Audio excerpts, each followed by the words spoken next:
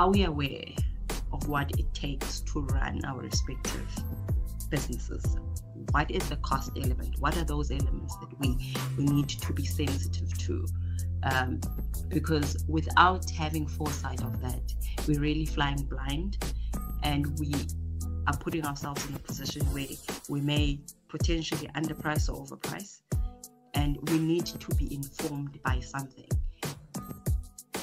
Before buying stock, I now need to sit and say, if I want to sell t-shirts or hats or socks or whatever stock whoever's in the audience was referring to, right? What must I know? What must I be sensitive to? It's very difficult if you are an emerging and you don't have machinery in, be it trucks, be it sewing machines to make those t-shirts, be it's manufacturing if you are in the manufacturing space. Whereas someone that has, it takes them a fraction of time to come up with the end product. Because let's face it, if you are in business, your customer wants to have service very quickly at a fraction of time.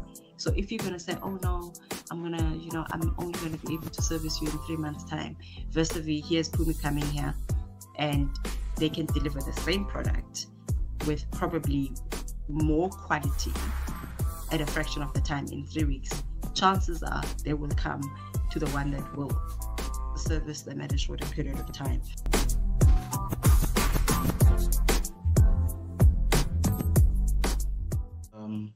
Good evening, everyone.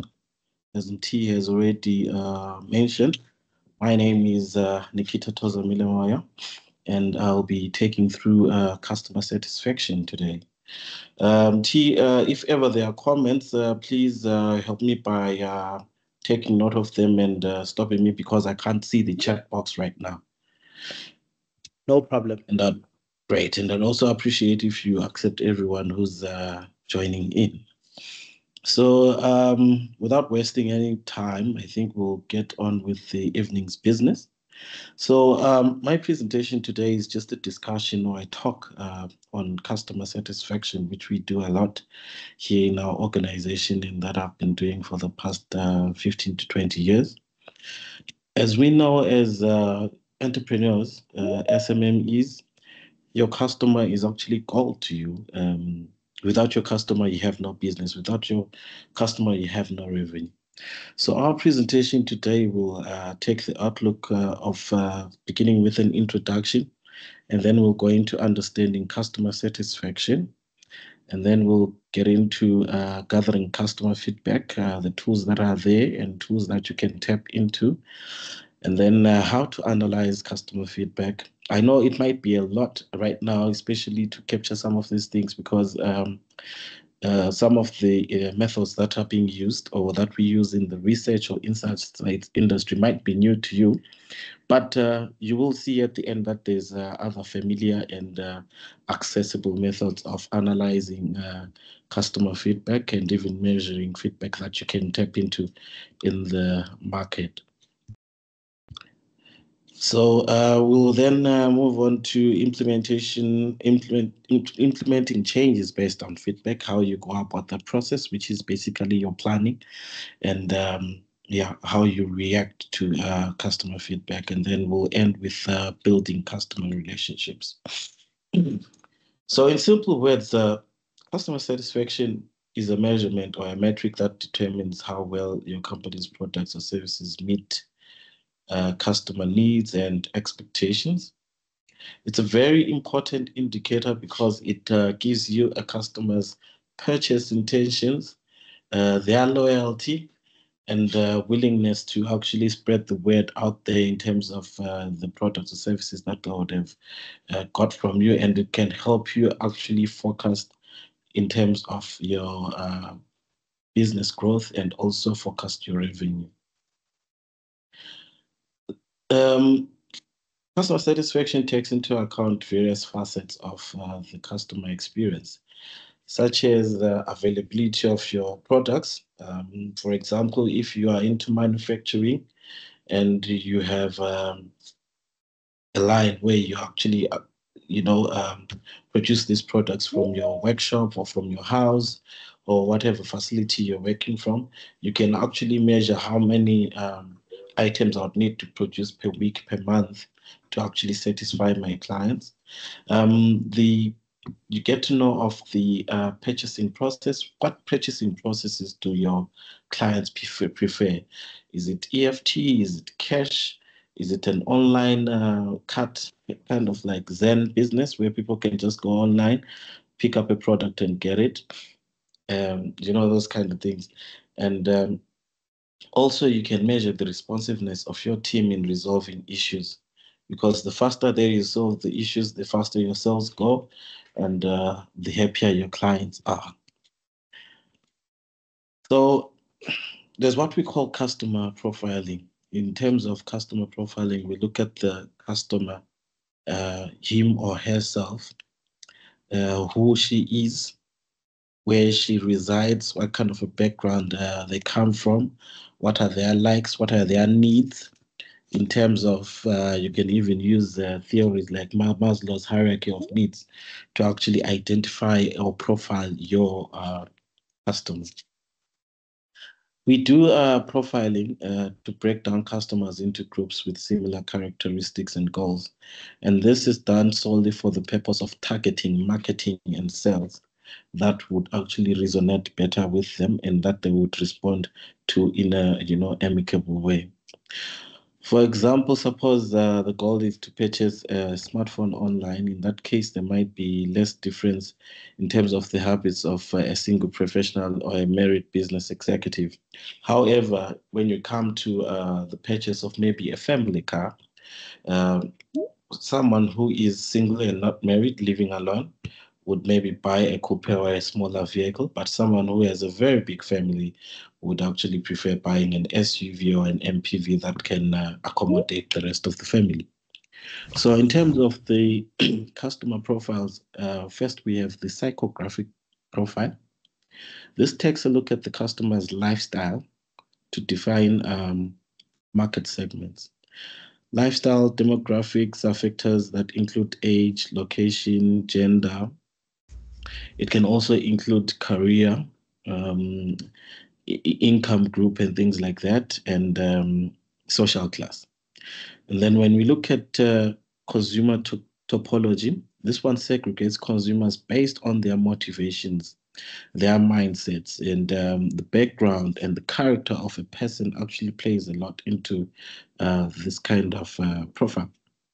So we've got 4 types of consumers, which are basically the loyal consumer, discount consumer. These are consumers who would maybe consume your goods or buy your goods or services whenever there's a promotion, or maybe when there's a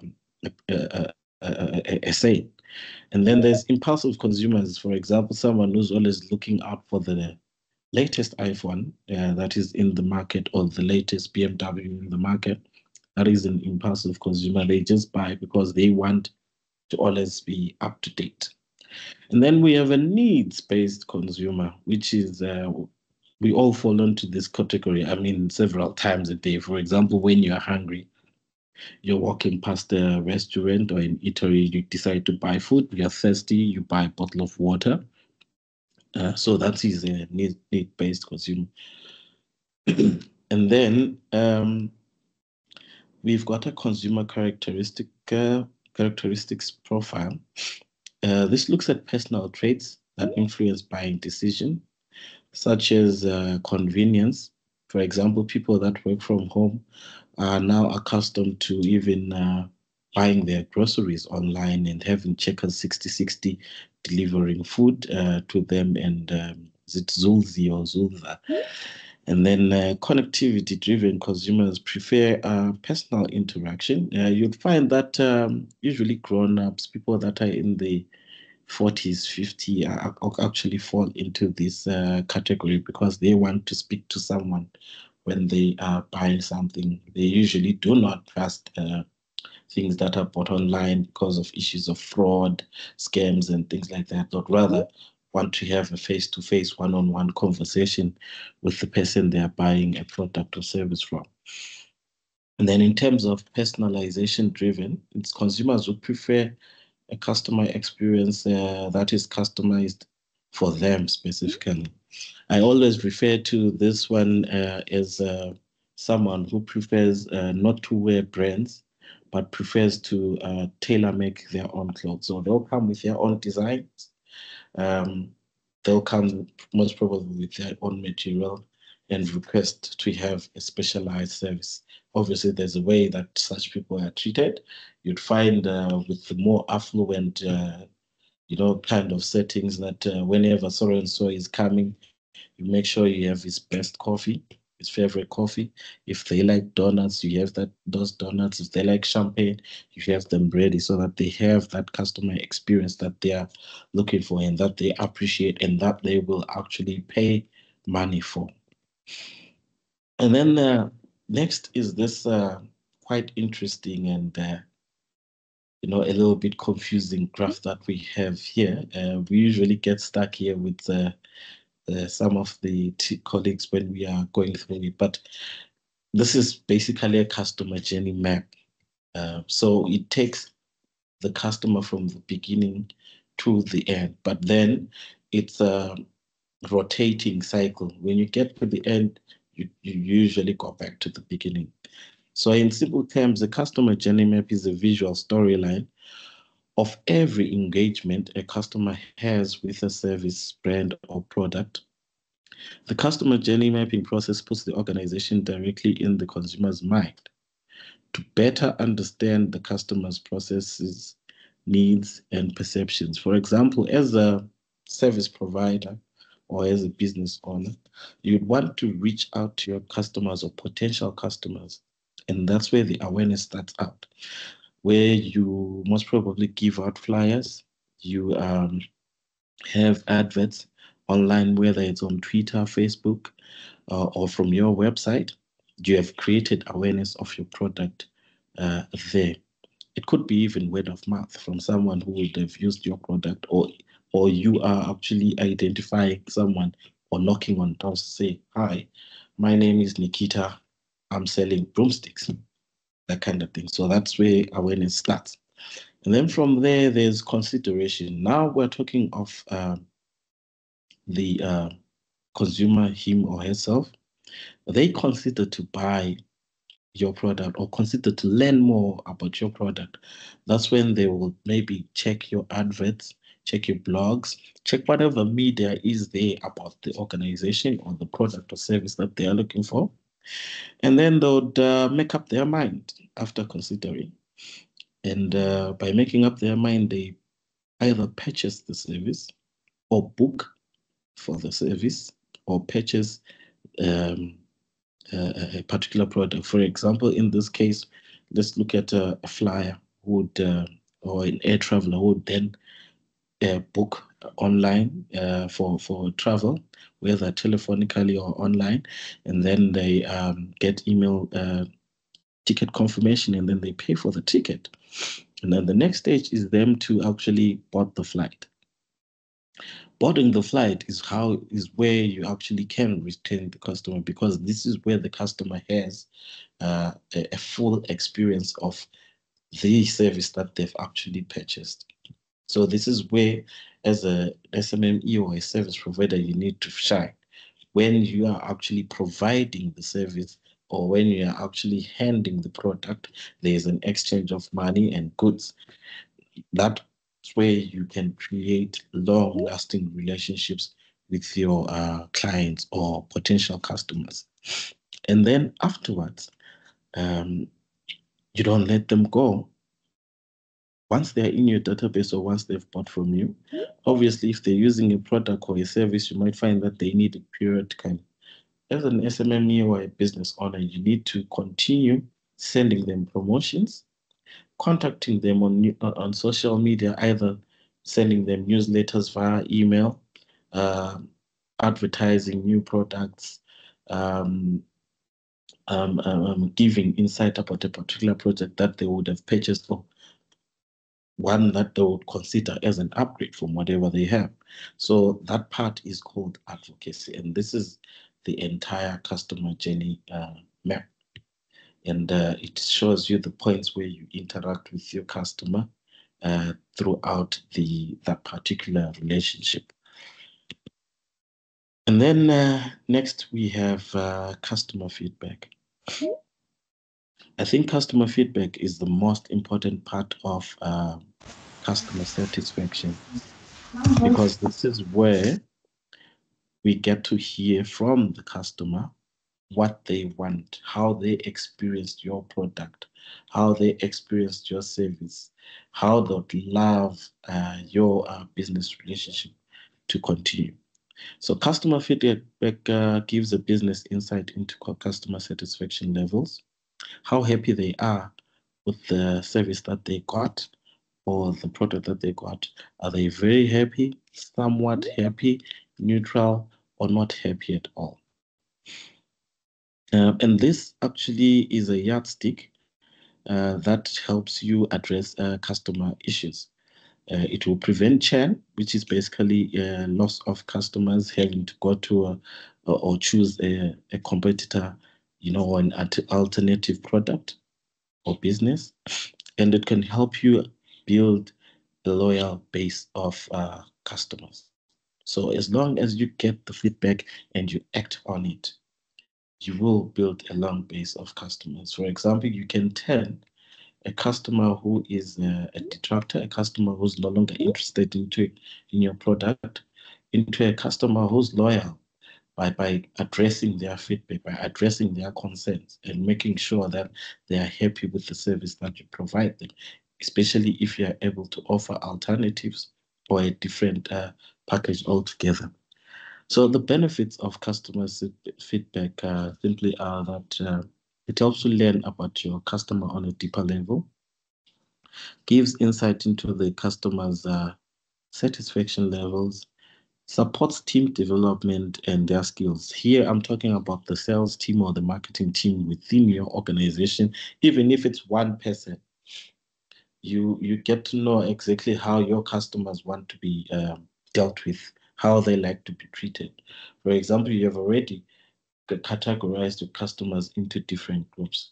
The younger population or the Gen Z, Gen Y would expect a particular treatment as compared with someone who's 50, 60 years old. So it helps you understand your customers on a deeper level, both emotionally and also intellectually, such that you actually understand the kind of person that you're dealing with, their needs and their wants, and how to satisfy them. It also aids in improvement of products and services. For example, if ever there is a product that is not working well, the end user, because you actually manufacture that product and only test it and maybe hardly use it, but the end user might use the product more than you actually do yourself. And then they would actually come back to you and say, you know what, you can change this lever and actually put it this side so that both left-handers and right-handers can actually use this type of a machine. So that helps you, improve your product and makes that product accessible to different types of people. It also helps you attract new customers and initiate conversations with dissatisfied customers. I think I've touched back on that already. And then the next subject is collecting customer feedback. There's various ways of collecting customer feedback out there in the market. For example, we have the specialized organizations like maybe the company that I come from, where we do research, data collection, data analysis, and things like that at a higher, deeper, and more sophisticated level. But there are tools and services that if you as a business owner actually tap into, some of them are free, some of them are on a premium basis where you have to pay monthly to get such information or feedback from your customers. But at the end of the day, the tools are there, and it's up to you. It's up to your budget whether you can afford to use them or not. But you can still make a huge impact even using the free tools. So I'll just read you a quote by Kati Kot. She says, customers are already giving feedback. to friends, family, competitors, social media, etc.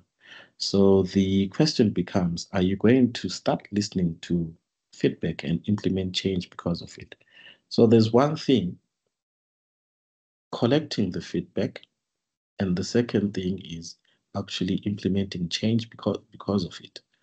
If ever you're getting feedback and that feedback actually is in line with change that is required for people to have a better customer experience or improve customer satisfaction, then you might have to consider implementing change because of it, even if it means accommodating a certain group of people and accommodating another group of people.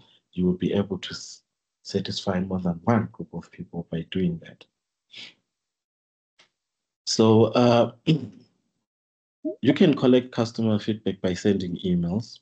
This is one of the easiest that we actually have access to. Almost everyone who runs a business has an email account. You can send them emails. You can do a little questionnaire if possible, or you can ask 3 or 4 questions and then your customer can give you that feedback. You can also use social listeners to see how customers are talking about you online. That is, you can go online, you can go to Google, just Google your company or Google your service or Google your product and see if anyone has talked about it anywhere. Be it on Google, you can even go on Twitter, you search your company name, you see if your company has been spoken about, you search if your product is trending or things like that. And then you just calculate the hits, you check what people are saying. Is it good or bad? Is it, are they talking about innovation? Are they talking about loyalty? Are they talking about a great experience that they would have? Especially if they are talking positive things, you then jump in and customize. Actually, you jump in and take advantage of the situation to your own advantage and use it to your own advantage to actually grow your product, grow your business that way. You can monitor heat maps. If you have a website, there's what are called heat maps, which are generated by your service provider, your ISP, which is an internet service provider. They can give you heat maps and let you know that people that actually come to your website to look for the service or buy this product are actually coming from Parow in Cape Town or are coming from Tembisa in Ekurhuleni, that kind of thing. And then you can then focus on you may use that information in different ways. You may decide to say, okay, I'll focus my marketing in Tembisa because these are the people that are checking my products. These are the people that are, inquiring about my services. However, you can also say, okay, I have enough people from Tembisa that already know about my product. Let me try and do a bit more marketing in a place like Kempton Park, for example, so that I, cast the net wider to reach my potential customers. You can also conduct customer interviews and offer incentives for providing feedback. You'll be using maybe sophisticated, programs there, but you can also run a campaign on your Instagram handle, Facebook handle, Twitter handle, and things like that. But overall, hearing what customers say about you helps you make changes to your business processes and offers business processes and offers. It also inspires loyalty and helps you better serve your audiences. In this case, your audience is your customer. So when you want to hear from them, just ask. They're likely to share. Even if you post a question on your Instagram handle, post a question on your Twitter and post a question on your Facebook handle or your website, or even sending them bulk email, especially if maybe, let's say you've launched a new product, 20 people have bought it after a week, you can send them all emails at once and ask that they give you feedback in terms of how they're experiencing the product, what are the advantages, disadvantages, what do they like, what don't they like, what can be improved about that particular product. And then we always come back to implementing change based on feedback so that your customer is satisfied at the end of the day. So we have a lot of methods of collecting customer feedback, and they run from primary data or secondary data collection. Secondary data is data that is already there that you just need to filter from whether it's libraries or online or things like that. And then there's primary data where you actually have to go on the ground and collect data. You can do that in the form of surveys and interviews. Surveys and interviews can be done telephonically. They can also be done face-to-face. They can also be done online by just creating a link or a survey instrument, which can be shared as a link where your customers can actually complete and the data comes back to you. So in this case, you will then have to draft a questionnaire or a set of questions for your customer to answer. You can pre-code the questions, that is, provide answer options, or you can leave them open-ended. And then once you get that data, you can then analyze and see what the customers are saying. You can generate graphs, you can generate charts if you'd like. You can do word counts, you can do a thematic analysis, especially if it's open-ended questions. And then we have what is called focus group discussions, where you bring in, let's say, 6 to 8 or even 10 people into your room. You have a semi-structured questionnaire there, which is a discussion guide. And you just discuss a particular subject, whether it's a product, whether it's the usage of that particular product, the branding of the product, the packaging of the product, and then they will experience the product firsthand and then give you feedback in terms of how they use it, how they would like it to be packaged, and what they would like to see in the market, and also give you hints in terms of what kind of pricing they would expect or packages they would expect that product to be served in, whether it's a product or a service. I've already mentioned emails and web analytics. Web analytics, you can get them from your internet service provider. You may also use social media. From your social media, if you have a business account, you can count the number of clicks, how many people have been to your profile, how many people have visited a particular page in your website or clicked on a particular product. If a particular product is searched for more than the others, you will then restructure maybe your advertising campaigns and put that product in the front of the page rather than on page 6 or page 3 or whatever in your website or in your social media profile. So you then concentrate on that one because it's the most that is sought after.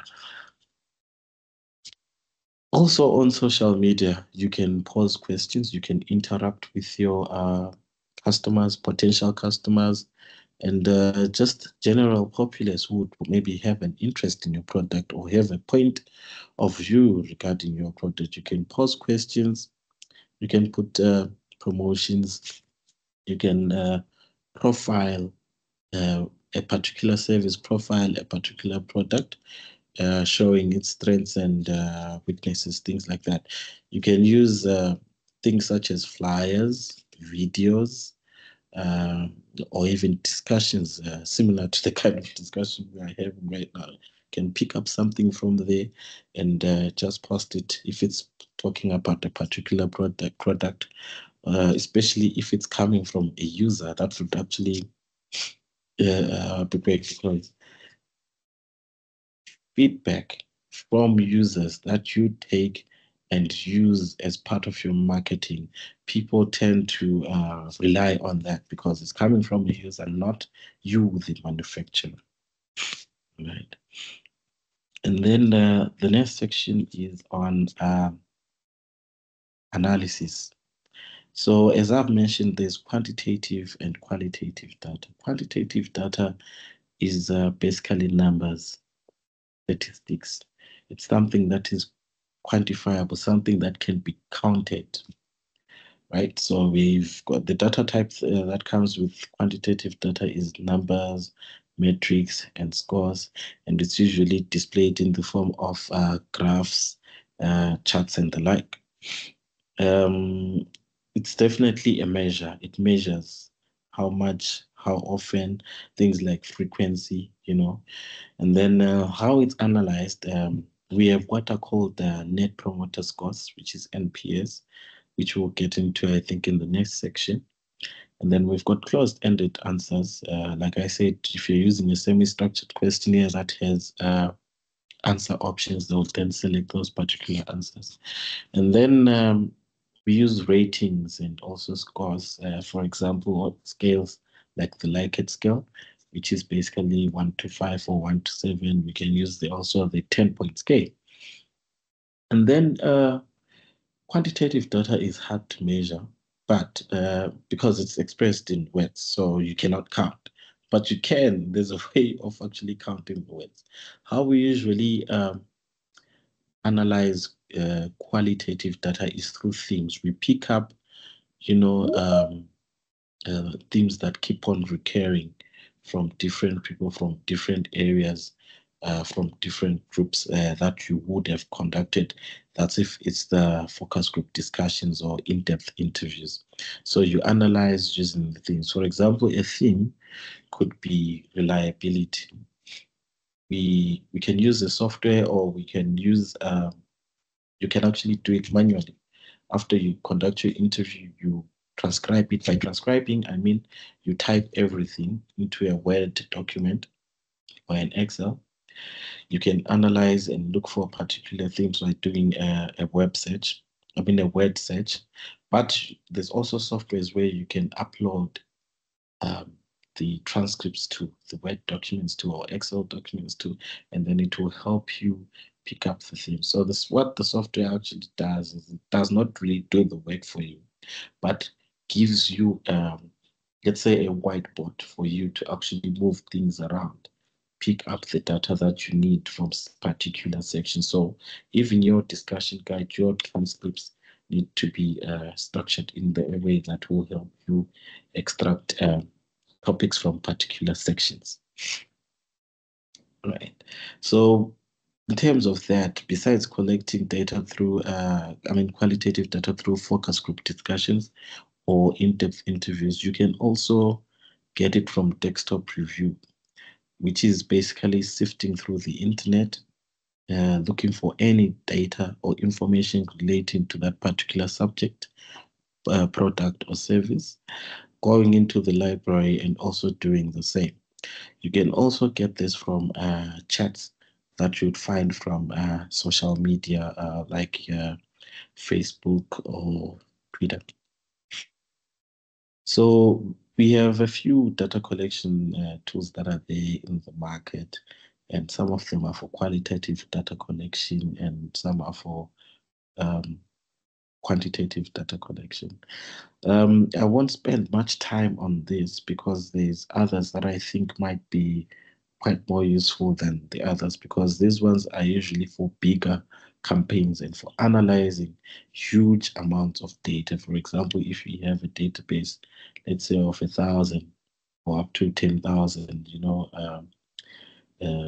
customers or respondents, you would then need a software to actually help you analyze the data. So we've got software called Survey2Go that you can use for collecting data.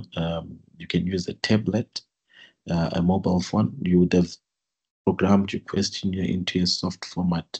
By soft format, I mean it's now in a format that can be used in a smartphone, a tablet, or a laptop.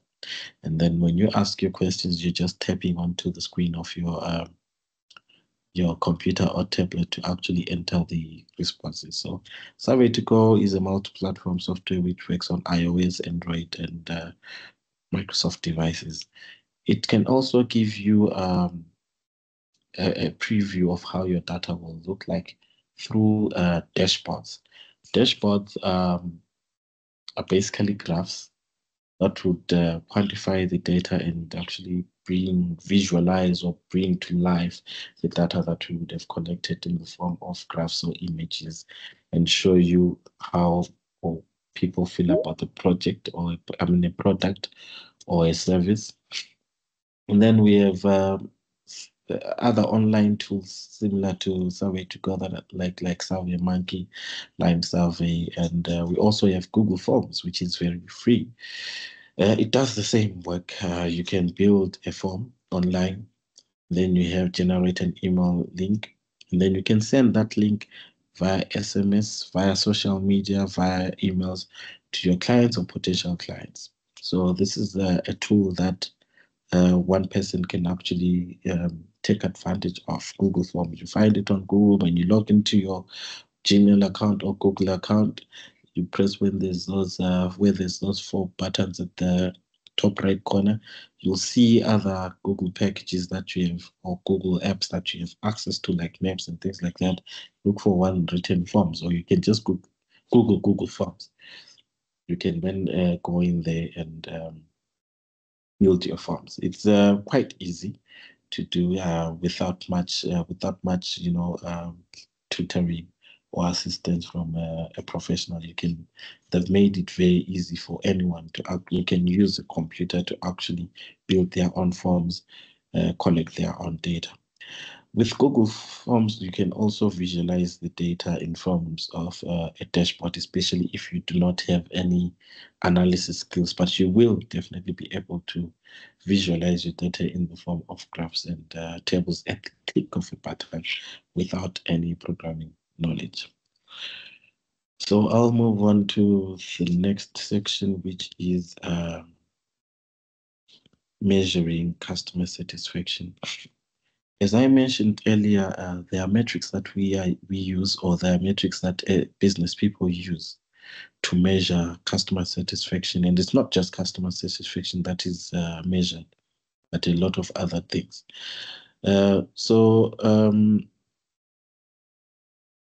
The metrics that are usually used that you'd find quite popular and common, and after going through them, you will realize that, okay, I've actually participated in a survey like this, or I've actually filled in a form like this.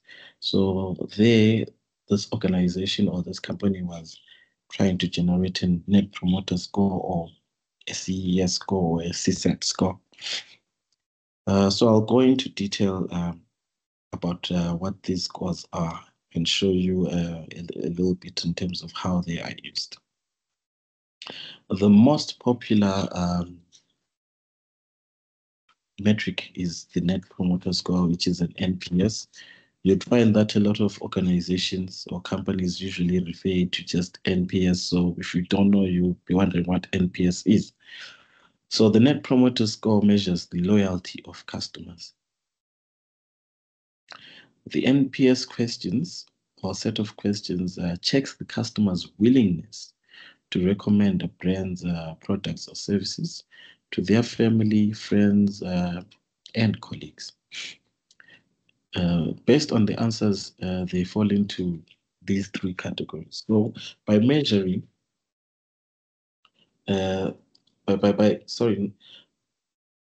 measuring the willingness to recommend a particular product or a service, you're actually getting information in terms of how popular your product is, or how reliable your product is, such that someone would like to recommend it to a colleague or a friend. So as I said, we have 3 categories in terms of the Net Promoter Score. We have promoters. Promoters are customers that rate you, for example, on a scale of 0 to 10, they would give you a 9 or a 10. An example question would be, on a scale of 0 to 10, how likely are you to recommend someone like you to us? Let's say maybe it's a BP garage or a Shell garage, and then you pick a number there. These where customers that we call promoters are happy with the brand and would recommend it to their colleagues, and they do so actively like an ambassador. And then we have what we call the detractors. These are customers that rate you from 0 to 6.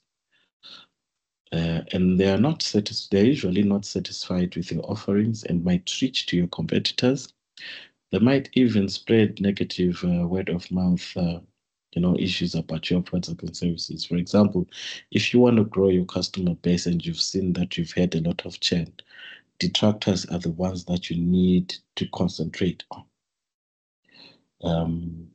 I've heard a lot of people, after changing their cell phone contract or canceling their cell phone contract, network service provider calls them and says, "Hey, we realize that you closed our cell phone contract. Why?" The customer or the consumer would say, let's most probably, "Oh no, I was paying 500 Rand and I can't afford it anymore. I think I'm okay paying 200 Rand." So as a way of marketing or getting back that customer, you can introduce another product that is cheaper or that is in line with what they are looking for, and then get them back onto your network. We have also what we call passives. Passives are customers who rate you 7 or 8. They will neither promote the brand nor badmouth it. They just use it. They're usually okay. Sometimes they might promote your brand if you're lucky, but passives are also loyal customers, but they won't go around talking about your product to anyone. So at the end of the day, based on the NPS questions, all these scores from each question that you would have had, questions that are similar to the example question that I have below here. At the end of the day, you would generate an organization NPS score. So the organization NPS score ranges from -100 to 100. And with that, a 0 to -100 score is very bad for your organization, but a 1 to 20 is good. 21 to 50 is great, and then 80 to 100 is excellent. Very few, organizations or businesses actually get to score 80 to 100. Most businesses that are doing very well go around between 30 and 50 there. So if you are not scoring at 100, at 80 to 100, don't worry, you cannot win them all.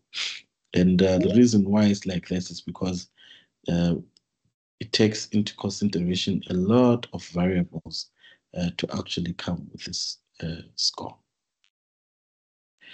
And then we have the customer effort score, which is basically easy to develop and track over time, and is best for measuring customer loyalty. Unfortunately, it doesn't always give a full picture and should be used in tandem with the NPS. This is because, as you can see below the page here, that it uses the 1 to 5 scale.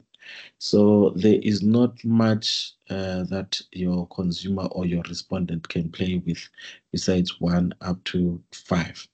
And the categories are less as compared to an NPS score. For instance, your customer may have a great relationship with your company, but had a bad interaction this one time. If you only looked at CES, you would think that customer wouldn't be a loyal customer because they've rated you low for that one particular aspect. So the CES doesn't cover as many aspects as the NPS. And then on the CSAT score, which is basically a customer satisfaction score, CSAT score is usually also on a Likert scale of 1 to 5.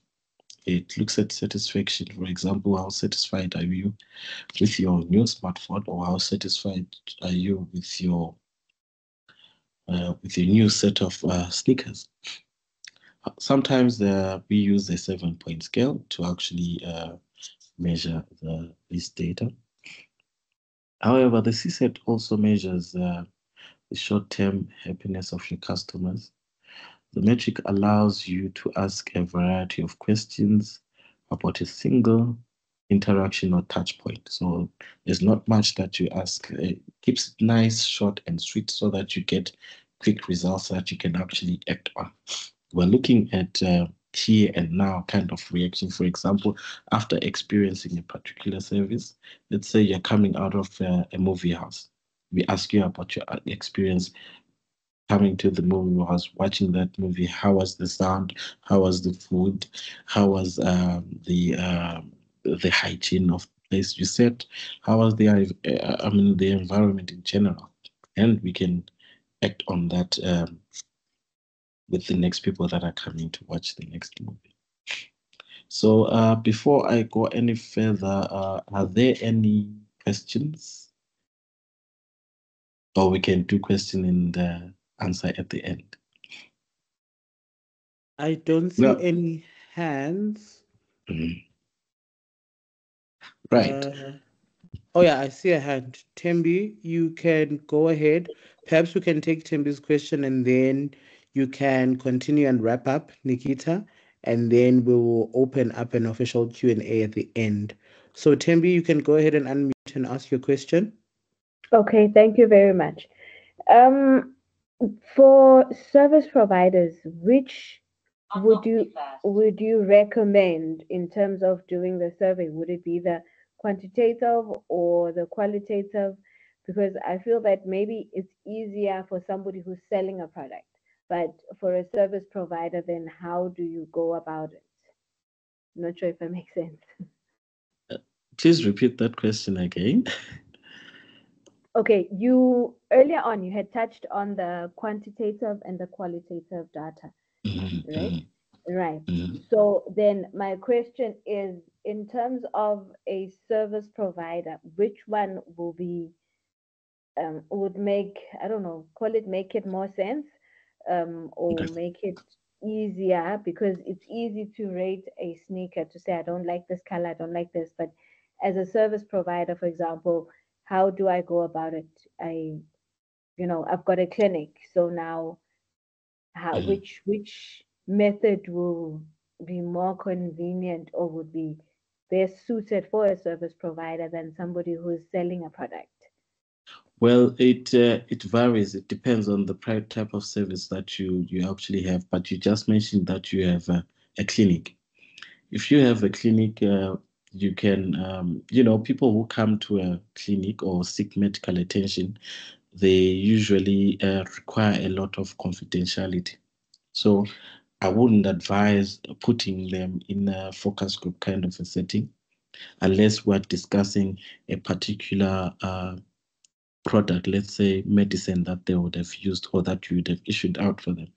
But if you're doing a quantitative survey, they can pick up a questionnaire when they enter, before they are seen, or after they are seen by a nurse or a doctor or a medical professional. They complete the questionnaire and give it back to you. If you are using technology, you can, for example, give them a tablet which has the questionnaire.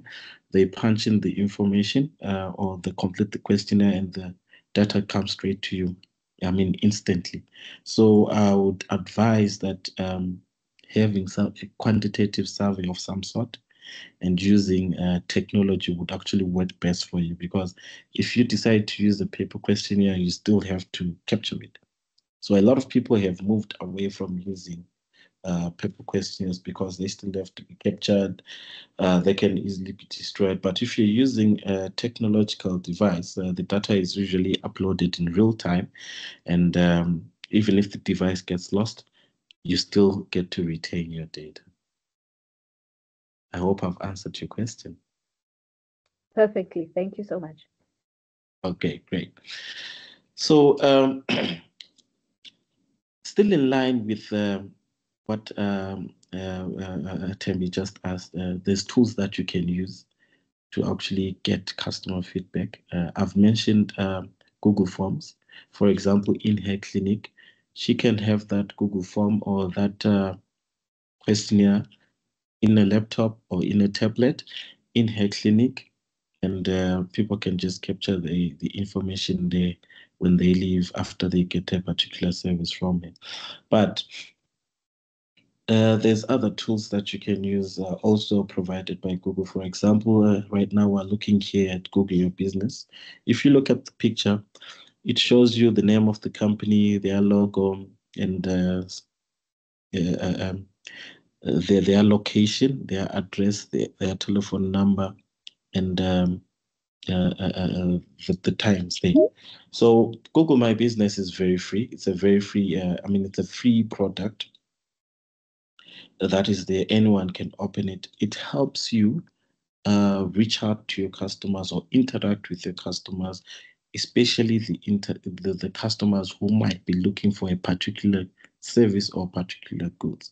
So when you are creating this kind of a profile, when you look at this one, the tag there is natural hair and body care. When someone goes onto Google and types natural hair or types body care, you might find that Native Child will come there.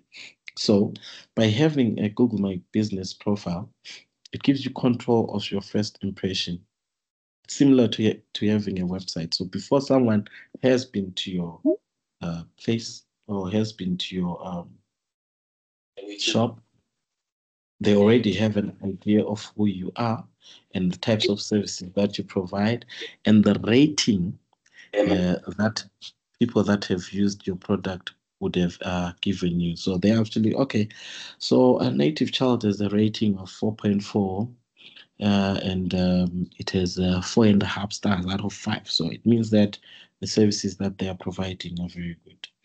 So I'll choose a Native Child than another, let's say natural hair salon or shop that sells hair products. It's easy and fast to create a short business profile, and it can be done in minutes.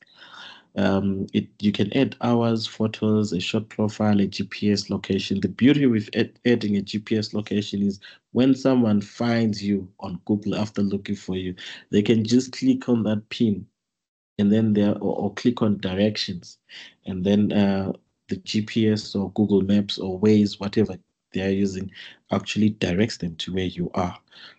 You would have to actually, at first of all, besides putting your address there, you'd have to also put your GPS coordinates. It will help your clients actually look for you.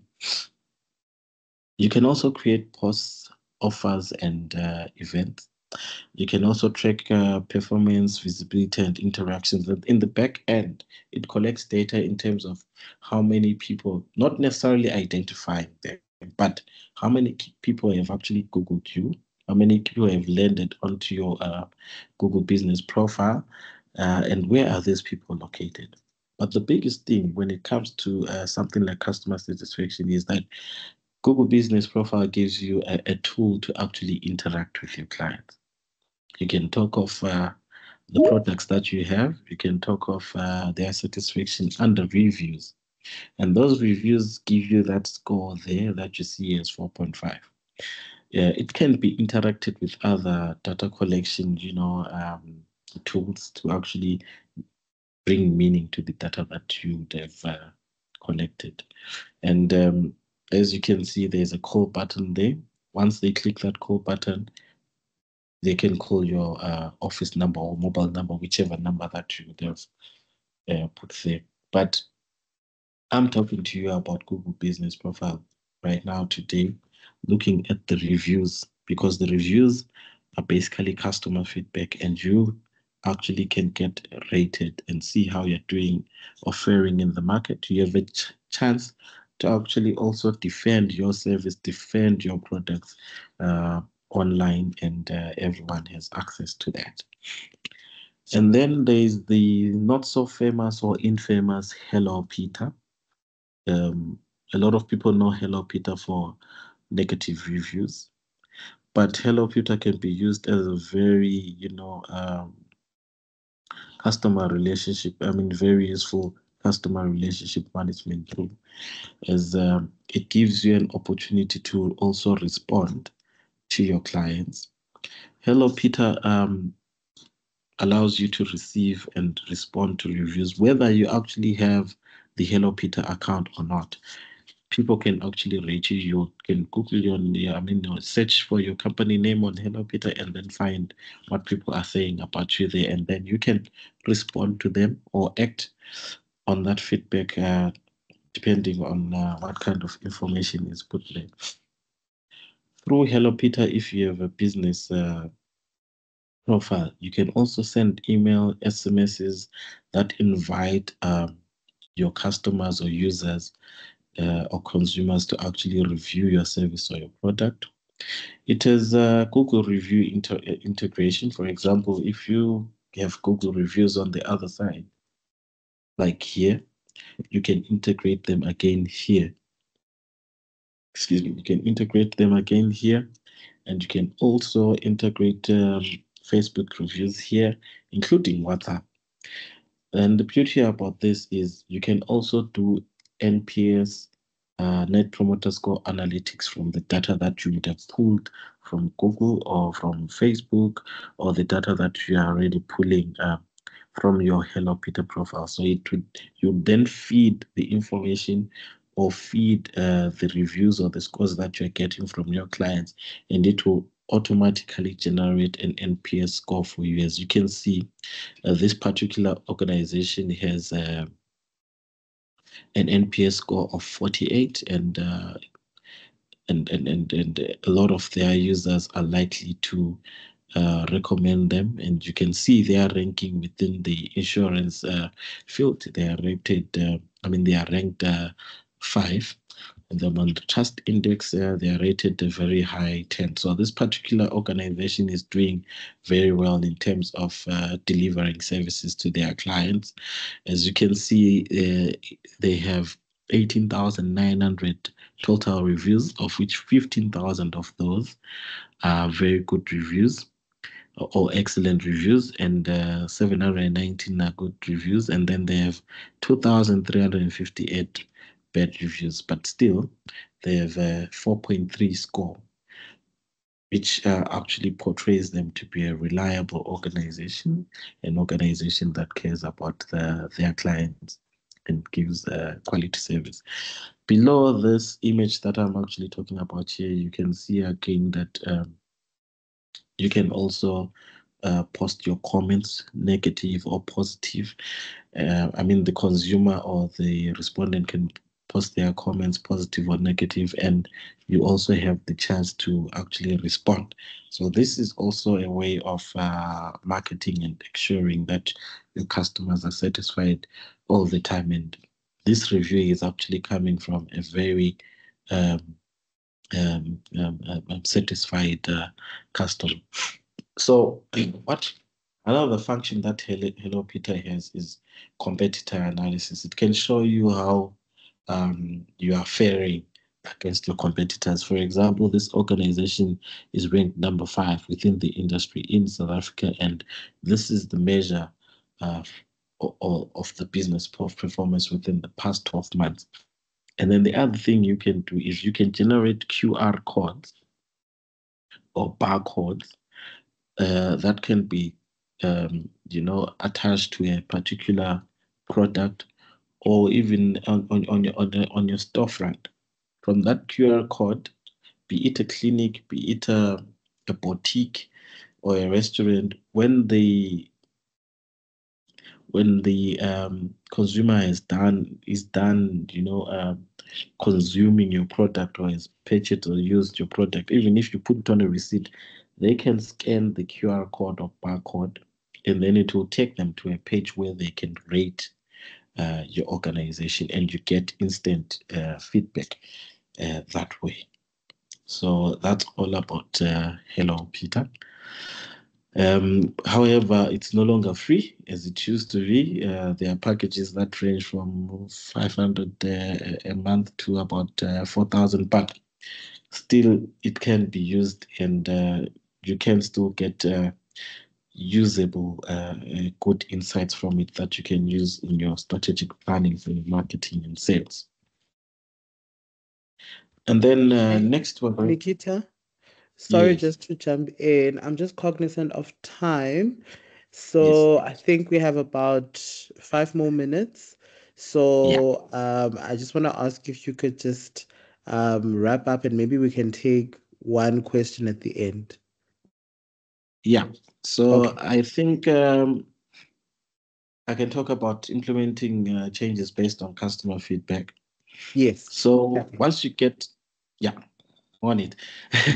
Once you get your feedback from your customers, you need to analyze that feedback, communicate with your customers, give them a response in terms of the feedback they gave you, whether it was good or it was bad. I know we usually react only to bad feedback, but also if someone has given you good feedback, you also need to react to that to make your customer feel appreciated and acknowledged.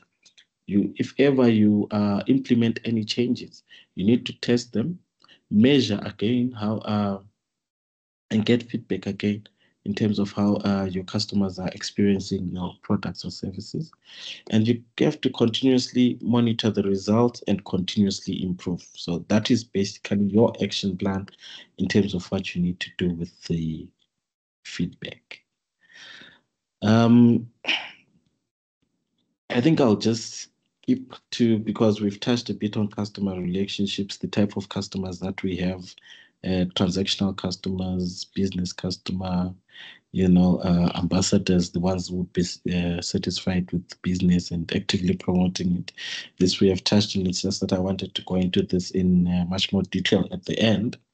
However, this is our last slide, which talks of engagement strategies and customization. In terms of customization, you need to know who your client is, how you reach out to them. Is it via social media? Is it via telephone? Is it via TV? Is it via the radio? What is the best method of reaching out to them so that you can get the feedback that you want? And where are they located? If you find out where they are located, it will help you distribute or plan your logistics, whether it's for marketing or distribution of a particular product or service. You'd be able to do that. And you can only do this by getting feedback or doing research on your customer and profiling your customer. And in terms of engagement strategies, we need to communicate frequently with our customer. We take feedback on current products, good or bad. We need to react. We need to provide a response, and we can obviously generate, revenue through cross-selling and diversifying. You can increase retention and decrease churn.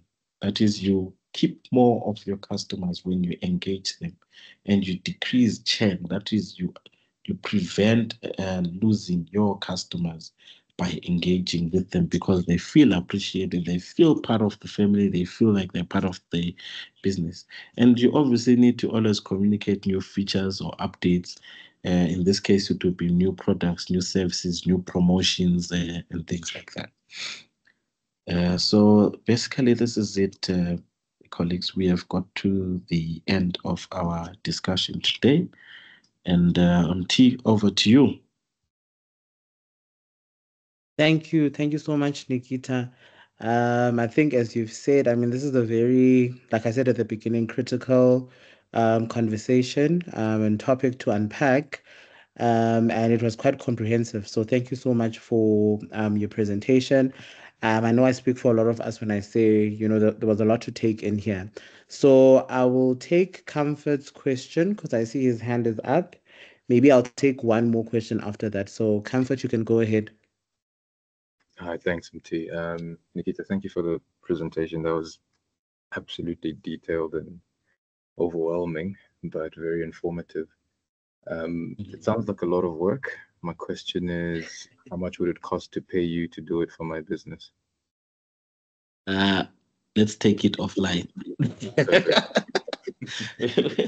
We can take the conversation offline and then we discuss. But I hope I haven't overwhelmed people to an extent that I've left everyone confused. But you can always reach out to T and the colleagues or the team or we actually call it a family at MyDough, and see how we can help each other. Awesome. Thanks, man. Yes. Yeah. So Comfort, you can email me and I'll share Nikita's details. I'm sending you the email right now. Okay, great. Thank you. And then one more question, if there's any, opening it up to the floor. So if you have a question for Nikita, you have about 5 seconds to raise your hand because we are grossly over time. Even a comment. Even a comment. So perhaps if you're too shy to unmute your mic, you can type it in the chat. But yeah, I think maybe as people do that, Nikita, maybe you can give us some closing remarks from your side, and then we will officially conclude. Okay. Team, colleagues, thank you so much for making time this evening. I know it's a little bit chilly outside, and you might obviously have had other things better to do, but at least we're prioritizing our business and also prioritizing learning and growing with each other. I mean, as a network, we have strength in numbers. We can help each other everywhere. So I really appreciate this time that you have afforded us from me, Nikita, and Maito. Thank you so much, and hope to have a few more sessions like this. And remember, if ever there's anything that you'd like us to go in depth in, you can always contact Maito through T and pose your questions or request that we concentrate on or do another session on a particular, subject that is of interest to you. Thank you, colleagues. I couldn't have said it better myself. Thank you so much, Nikita. Thank you to everyone who joined us tonight. We will be resuming our pricing series next week. So if you didn't have a chance to ask your questions with regards to the pricing topic, Punyas was back next week to address some of the questions she didn't get to. And if you have specific questions you'd like to ask, please do share them with myself, Obuitumelo Obongani, and we'll make sure that she incorporates those in her presentation. Thank you so much, Nikita, for your time. And everyone, please have yourselves a wonderful evening and a great weekend ahead. Thank you. Thank you. Thank you.